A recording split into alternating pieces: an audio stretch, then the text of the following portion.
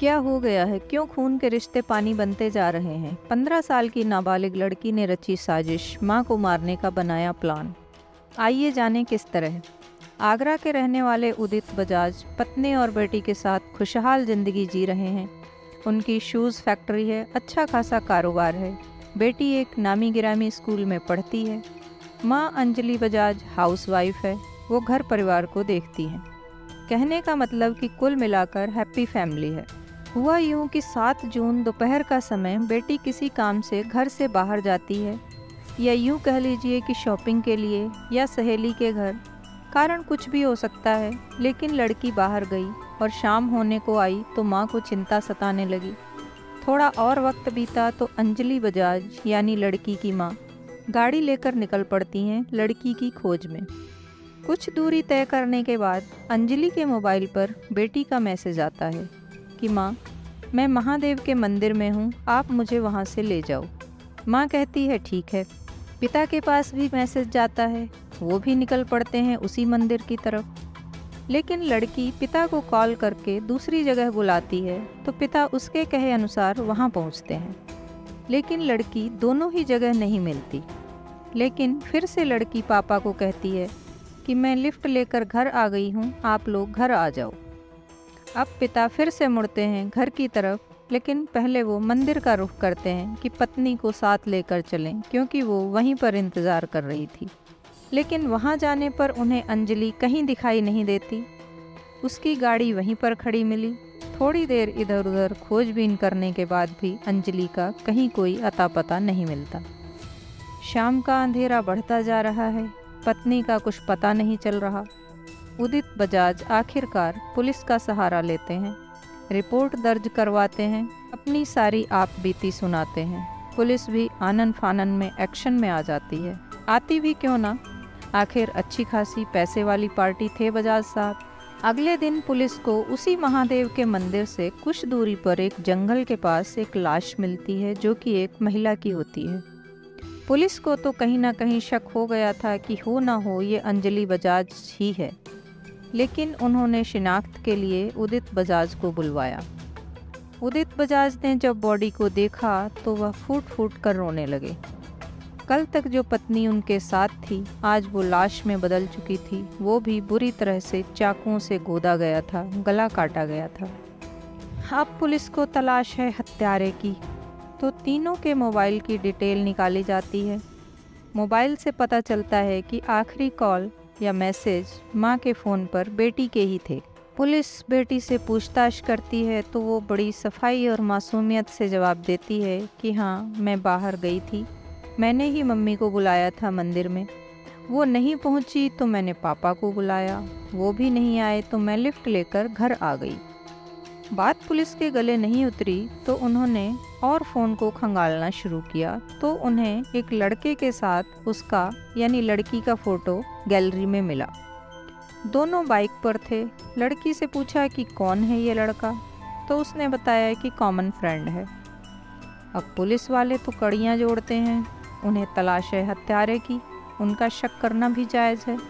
उन्होंने वहीं से बाइक का नंबर नोट किया और उसकी डिटेल निकाली गई, तो पता चला कि आगरा के ही पास एक गांव में प्रखर गुप्ता नाम के लड़के के नाम पर है ये बाइक।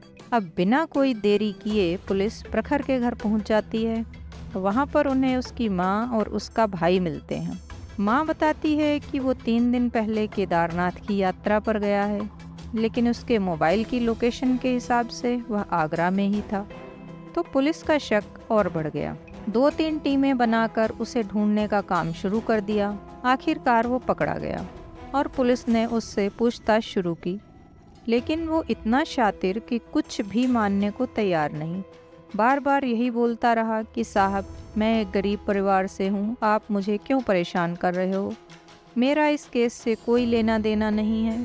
पुलिस को सिर्फ शक है, लेकिन कोई भी सबूत नहीं। आखिर पुलिस भी क्या कर सकती है, वह भी परेशान है कि क्या करे, इस लड़के का सच कैसे सामने लाया जाए। तो पुलिस ने एक बार फिर से उदित बजाज का सहारा लिया। उन्होंने वही फ़ोटो उनको दिखाया और पूछा कि क्या आप इस लड़के को जानते हैं। तो उदित बजाज ने जो बताया उससे परतें खुलती चली गई। उन्होंने बताया कि अंजलि ने इस लड़के के साथ बेटी की फ़ोटोज़ देख ली थी, तो लड़की को समझाया था कि उस लड़के से मिलना जुलना बंद कर दे और अपनी पढ़ाई पर ध्यान दे। अगर वो नहीं मानती है तो वो लड़के के खिलाफ पुलिस में रिपोर्ट दर्ज करवा देंगी और उसे जेल में बंद करवा देंगी। इस बात को लेकर घर में झगड़ा भी हुआ था। अब पुलिस का शक पक्का हो गया, लेकिन सबूत अब भी कोई नहीं। प्रखर से पूछताछ जारी है, लेकिन वो लड़का टस से मस नहीं हो रहा, यानी कुछ भी बताने को राजी नहीं। तो पुलिस एक चाल चलती है उसके साथ। वो उसकी माँ और भाई को पकड़कर ले आती है थाने और फिर पूछताछ शुरू करती है माँ और भाई के सामने। लेकिन प्रखर अब भी अपनी बात पर अड़ा रहता है कि मैंने कुछ नहीं किया, मुझे छोड़ दीजिए। तब पुलिस कहती है कि तुम ही नहीं, तुम्हारे माँ और भाई भी अब जेल जाएंगे, ये भी तुम्हारे साथ मिले हुए हैं। इतना सुनते ही प्रखर टूट जाता है। वो अपना गुनाह कबूल करता है और माँ और भाई को छोड़ देने की बात कहता है। वो कहता है कि इसमें उनका कोई कसूर नहीं, उन्हें तो पता भी नहीं इस बारे में। अब पुलिस का काम हो गया। वो यही चाहती थी कि वो किसी तरह अपना गुनाह कबूल करे। अब प्रखर और उसका दोस्त शीलू दोनों जेल में हैं। शीलू भी वारदात में शामिल था। प्रखर ने दोस्त शीलू को गांव से कुछ पैसे का लालच देकर बुलाया था। बदकिस्मती से लड़की को नाबालिग होने के कारण जेल नहीं भेजा जा सकता, उसे चाइल्ड रिमांड होम में रखा जाएगा। तो एक माँ को अपनी बेटी को उसके भले के लिए रोकना टोकना इतना महंगा पड़ा कि उसे अपनी जान गंवानी पड़ी। वो कहते हैं ना कि जब अपना ही सिक्का खोटा निकल जाए तो दोष किसे दें। यहाँ भी कुछ ऐसा ही हुआ, वरना सोच पाना भी मुश्किल है कि कैसे एक नाबालिग बेटी अपनी माँ को इतनी निर्मम तरीके से हत्या करवा सकती है। लेकिन जब सब कुछ सामने आ चुका है तो नकारा भी तो नहीं जा सकता। लगता नहीं कि अब कोई रिश्ता ऐसा बचा है जिस पर आंख बंद करके यकीन किया जा सके। मुझे तो लगता था माँ बेटी से बढ़कर कोई रिश्ता प्यारा और नाजुक नहीं हो सकता, लेकिन इस कांड ने मेरा ये भ्रम तोड़ दिया। सच बताऊं तो मैं पर्सनली बहुत आहत हूँ ये सुनकर।